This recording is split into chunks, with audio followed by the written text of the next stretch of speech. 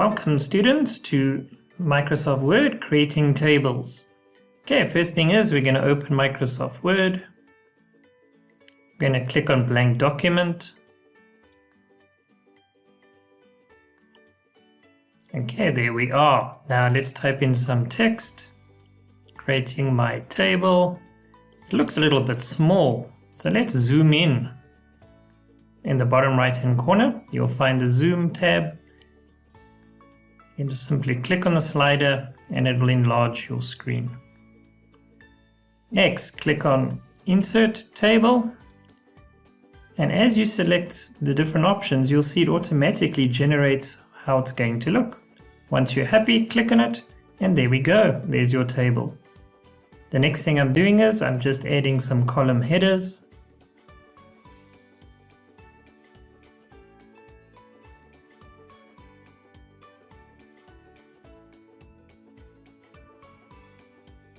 Okay, there we go. Now where a row and a column meet, we call that a cell. So when I click on the border of the cell and click and drag, it's a very easy way to change the shape and size of that cells. You'll see there's a design and a layout tabs that automatically get generated when you click inside your table.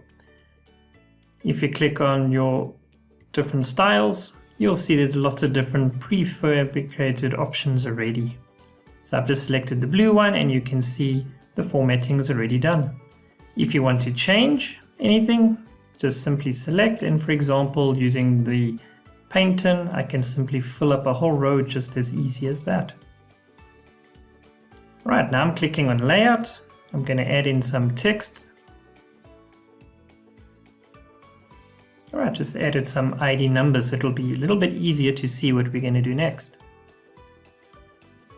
Right, when I click on insert above or below, then you can actually see it adds rows in. So that's a quick way to do that. Same applies for columns. I select the column and I can delete it.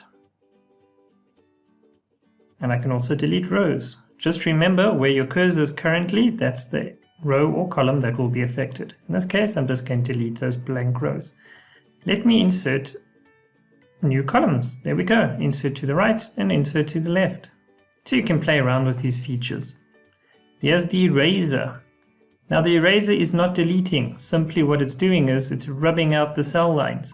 So in other words, we've just made one big cell. But let's delete it. It doesn't look very good. Right, now we can select two cells and we click on merge. Merge means to join, and there we go.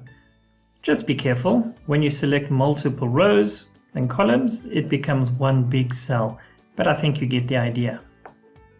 If I want to split them back, I click on the split option, indicate how many rows and columns I would like to have in that space, and I click on OK, and there we go. I've just put it back the way it was. The next feature is Autofit. So what I do is I select my row, I click on Autofit, and I click on it, and there we go. And automatically it will space according to the data that's currently sitting inside your table. If I want to change the width of cells or the height of cells, you'll see there's a very nifty little feature right over there, and you can simply click on it. If you want to change the alignment within a cell, there we go, you select it, and then you go select the appropriate option, and you can see in the screen it's busy changing the location of the text within the cell. Alright, I hope this helps.